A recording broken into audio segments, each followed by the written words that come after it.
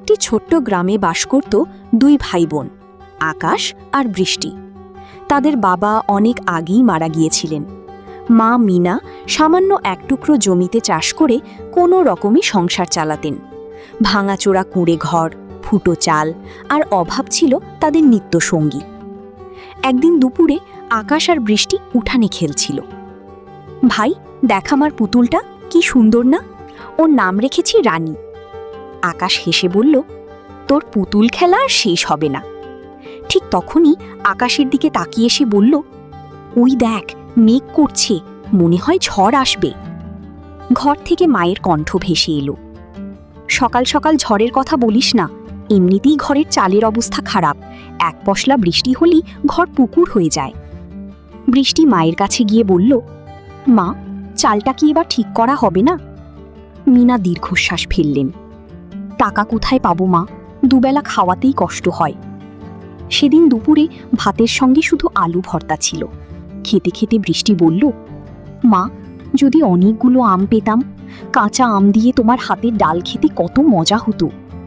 মিনা সঙ্গে সঙ্গে বললেন, রতন চৌধুরীর বাগানের দিকে যেন ভুলেও যাস না, লোকটার নজর সাপের মতো, একটা আমের জন্যেও মানুষকে লাঠি নিয়ে তাড়া করে।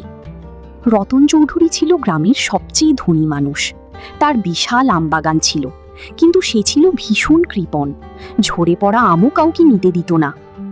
সেদিন বিকেলে আকাশের মাথায় একটি বুদ্ধি এলো, বৃষ্টি, ঝড় হলে অনেক আম পড়বে, আমরা যদি কিছু কুড়িয়ে আনতে পারি। বৃষ্টি ভয় পেয়ে বলল, ধরা পড়লে? আকাশ হাসল, আমরা তো চুরি করব না, ঝরে পড়া আম কুড়িয়ে আনব। রাত নামতেই শুরু হলো ভয়ঙ্কর ঝড়।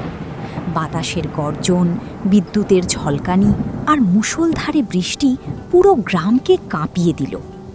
মা ঘরের চাল সামলাতে ব্যস্ত হয়ে পড়লেন। সেই সুযোগে আকাশ আর বৃষ্টি চুপি চুপি বেরিয়ে গেল। ঝড়ের মধ্যে তারা রতন চৌধুরীর বাগানে পৌঁছে গেল। মাটিতে ছড়িয়ে ছিল বড় বড় হিমসাগর আর ল্যাংড়া আম। ভাই, কত আম, তাড়াতাড়ি গামছায় ভর। দুজনের গামছা প্রায় ভরে গেছে। এমন সময় হঠাৎ বজ্রপাতের আলোয় একটি পরিচিত মুখ দেখা গেল, রতন চৌধুরী। পেয়েছি, চোরের দল! চিৎকার করে তিনি লাঠি হাতে তাদের দিকে ছুটে এলেন। আকাশ আর বৃষ্টি প্রাণপণে দৌড় দিল। কষ্ট করে তারা বাড়ি ফিরল, কিন্তু বাড়িতে এসে দেখে তাদের আনন্দ মুহূর্তেই শেষ হয়ে গেল।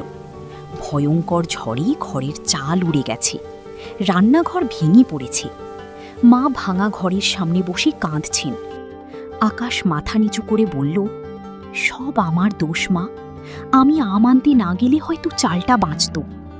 মিনা দুই সন্তানকে বুকে জড়িয়ে ধরে বললেন, তোদের দোষ নয়, এটা আমার ভাগ্য। পরদিন সকালে হঠাৎ উঠানে একজন মানুষ এসে দাঁড়ালো। তিনি রতন চৌধুরী। মিনা ভয়ে কাঁপতে কাঁপতে বললেন, সাহেব, ওরা ছোট মানুষ, ভুল করেছে, ক্ষমা করে দিন। কিন্তু রতন চৌধুরী কোনো কথা বললেন না। কিছুক্ষণ ভাঙা ঘরের দিকে তাকিয়ে রইলেন, তারপর ধীরে ধীরে বললেন, শাস্তি? কাদের শাস্তি দেব? এই দুটো বাচ্চা কি, নাকি তোমাদের ভাঙা ভাগ্য কি? সবাই অবাক হয়ে গেল। তিনি পকেট থেকে টাকা বের করে মিনার হাতে দিলেন।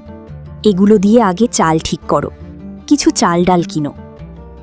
মিনা হতভম্ব, কিন্তু আমার বাচ্চারা তো আপনার বাগানে ঢুকেছিল। রতন চৌধুরী মৃদু হেসে বললেন, ওটাকে আমি চুরি বলি না।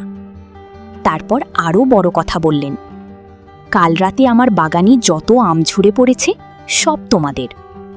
সব আমাদের? হ্যাঁ, কিছু খাবে, বাকিগুলো বাজারে বিক্রি করবে। মিনা অবিশ্বাসের চোখে তাকিয়ে রইলেন। রতন চৌধুরী দীর্ঘশ্বাস ফেলে বললেন, গতরাতে আমি সব দেখেছি। দেখেছি কিভাবে তোমাদের চাল উড়ে গেল। দেখেছি একজন মা নিজের সর্বস্ব হারিয়েও সন্তানদের বুকে জড়িয়ে রাখে। তিনি একটু থেমে আবার বললেন, সারা জীবন আমি শুধু টাকা আর সম্পদের পিছনে ছুটেছি, কিন্তু যে সম্পদ মানুষের কষ্ট কমাতে পারি না, সেই সম্পদের মূল্য কি?